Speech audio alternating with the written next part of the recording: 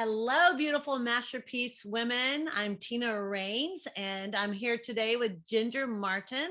And we are so excited to be with you. And for those of you who don't know Ginger Martin is a pillar in our community. She's as humble as they come, though, so she won't like them giving her 2,000 accolades. But Ginger Martin is the CEO of American National Bank, who Masterpiece Women loves, because they're very generous to us and they support our mission of improving the lives of women in our community, of us growing professionally, and then doing good in the world as well. So we're very thankful for you, Miss Ginger.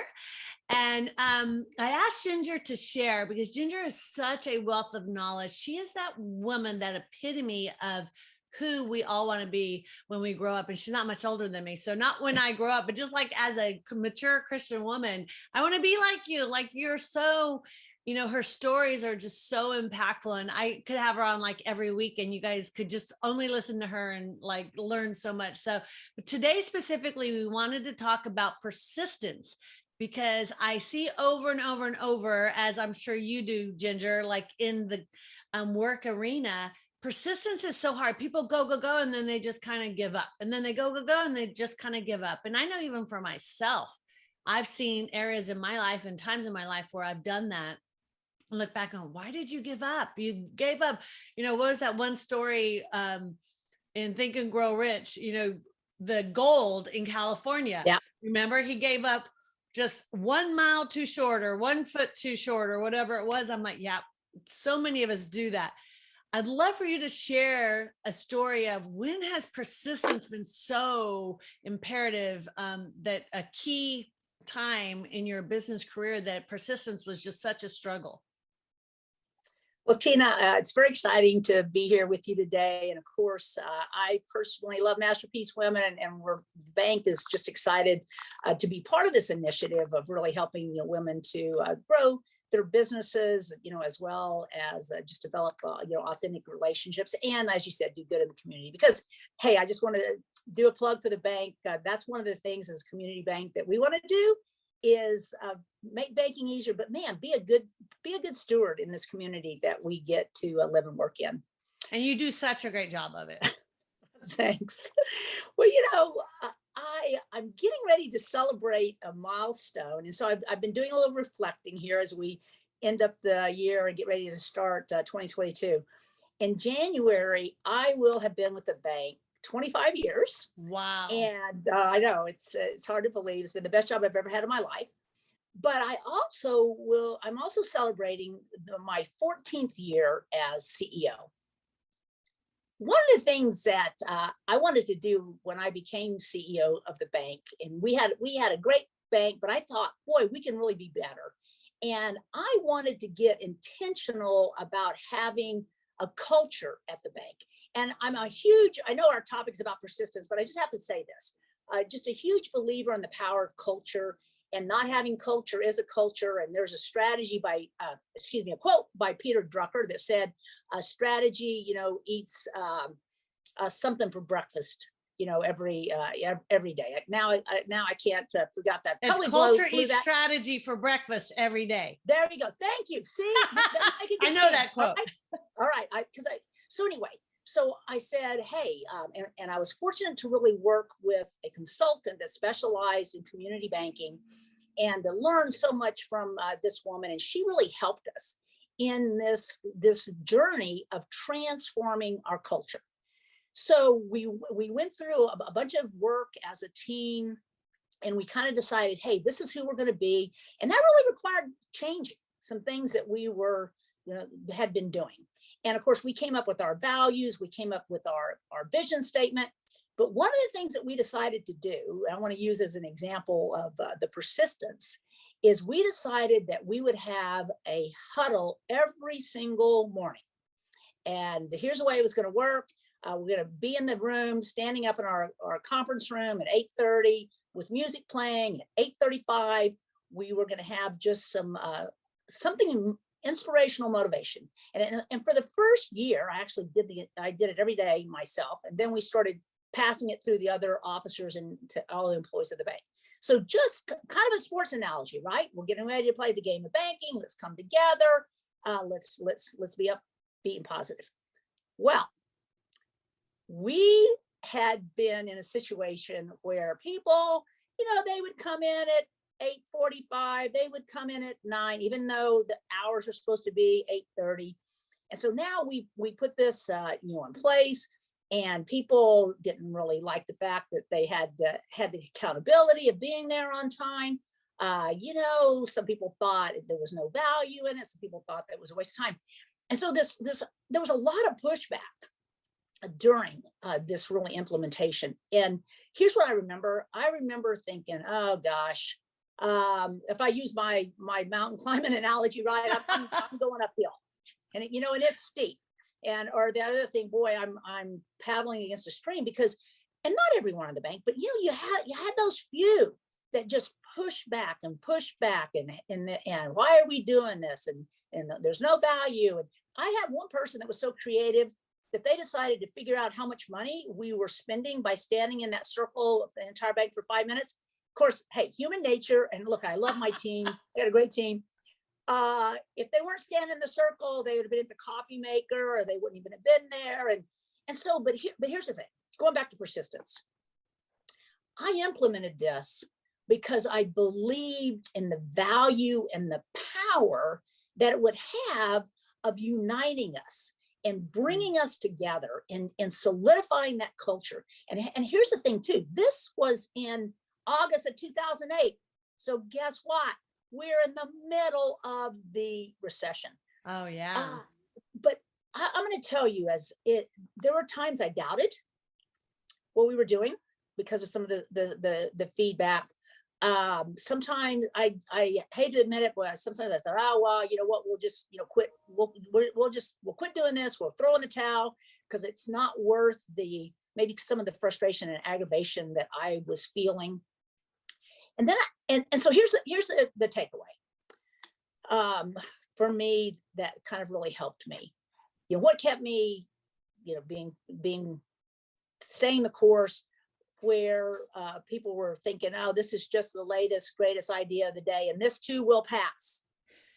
I really believed in this. I believed that we were going to get something out of it. And so I think when we talk about practical things, if you're gonna do something either in your personal life or even in your business life, and look, for all of us, change is hard. It's so hard. It's just like, Tina, you and I were talking the other day about habits. Yeah. And so breaking habits or implementing, whether it's new products, whether it's new processes in your business, whether it's new people on the team, or like personally, hey, how many of us have said, I'm going to exercise, I'm going to lose weight.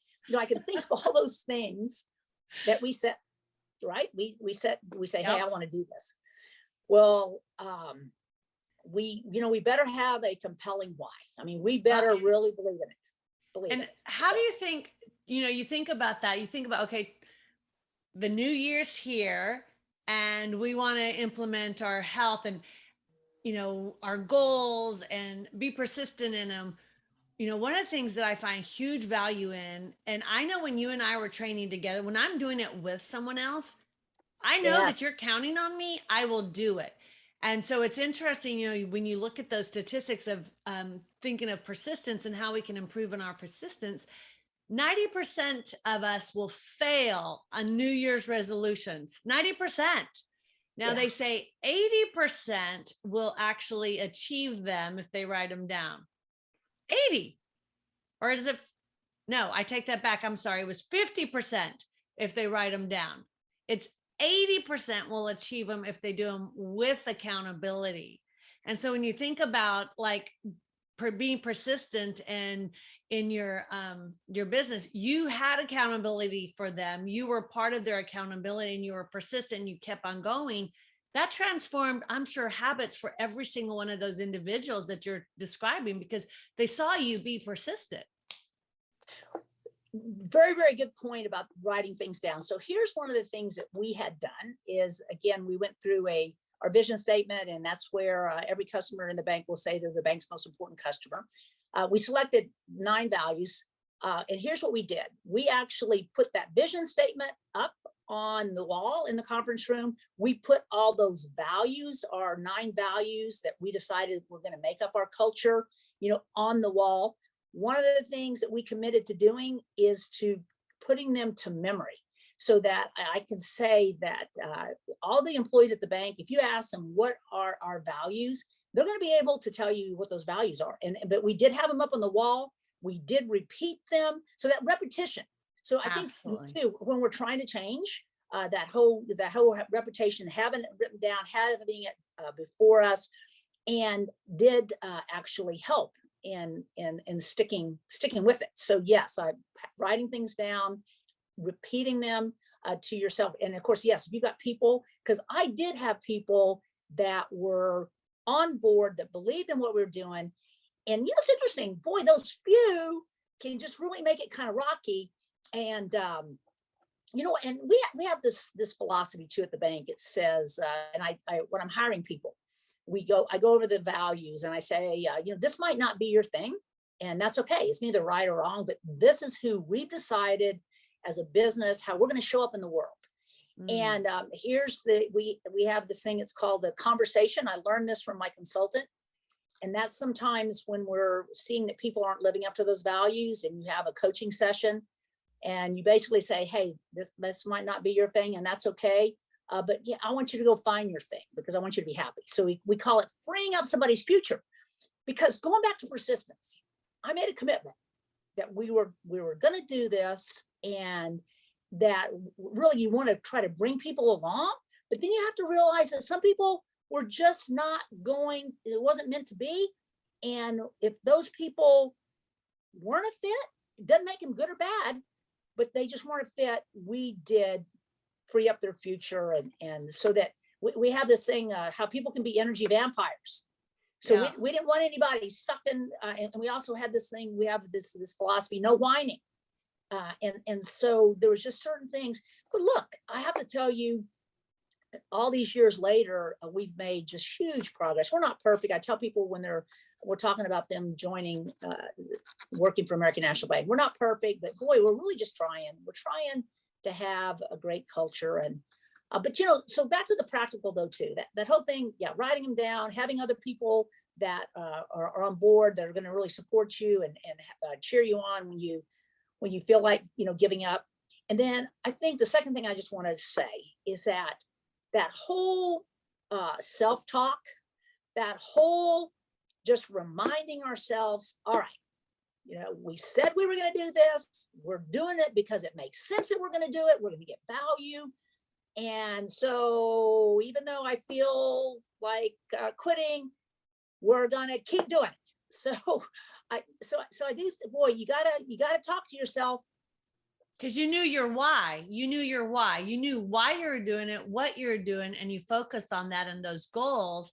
And I will say to you, we were at your bank not too long ago, and I had a group of your employees around me, and you weren't there. So it wasn't like they had to say something nice because you were there and they literally every single one of them said, we love working here. One had been there 7 years, one had been there 9 years, one had been there, I forget how many years. And every single one of them said, this place is the best place I've ever worked. And if you hadn't been persistent in the goals that you set and the vision you had, and setting your, what your vision statement was going to be, and how you were going to treat people, how they were going to grow, et cetera, et cetera, et cetera, all those things that you implemented and weren't persistent, you wouldn't have those employees saying exactly what they said just recently to me. So kudos, because it does work.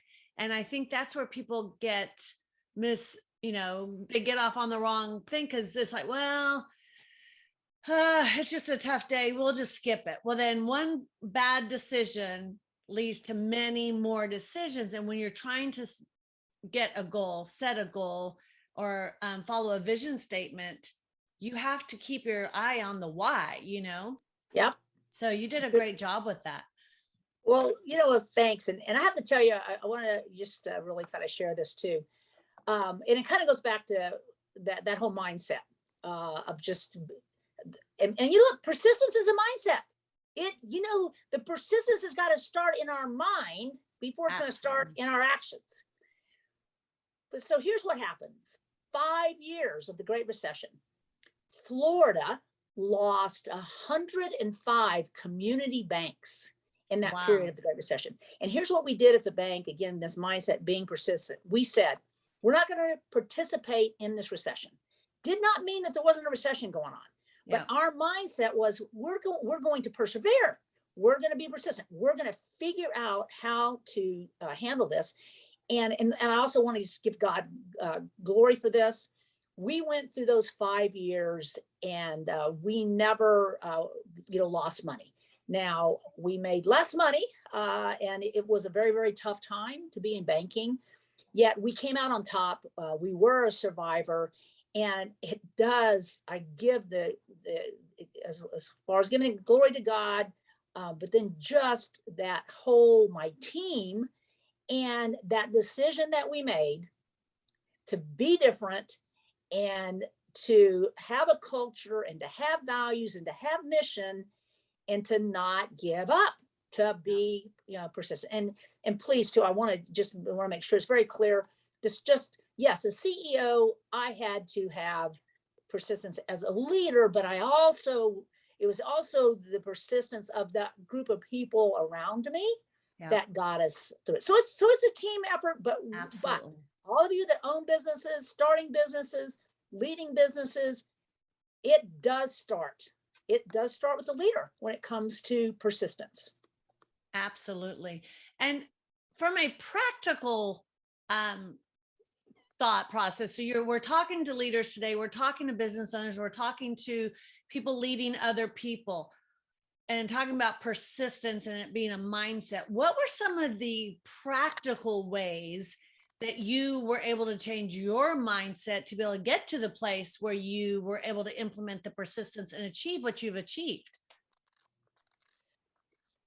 Well, one of the things that I have done my entire career at the bank, and that is to truthfully seek wisdom from God. I mean, to really personally, on a daily basis, to ask for help, to ask for wisdom, to ask. One of my prayers is I do want to be a godly leader. And I want to be a woman of excellence. I think that God doesn't get he gets no glory in mediocrity. So I want to excel. I want the bank, to excel. So I definitely lean on the Lord as far as praying and asking, being in His Word, trying to grow and to learn, about Him, because persistence is kind of can be part of character. And so I want to keep working on my character because I know I am a work in process, but there is that reliance on spending time with God, spending time in His Word.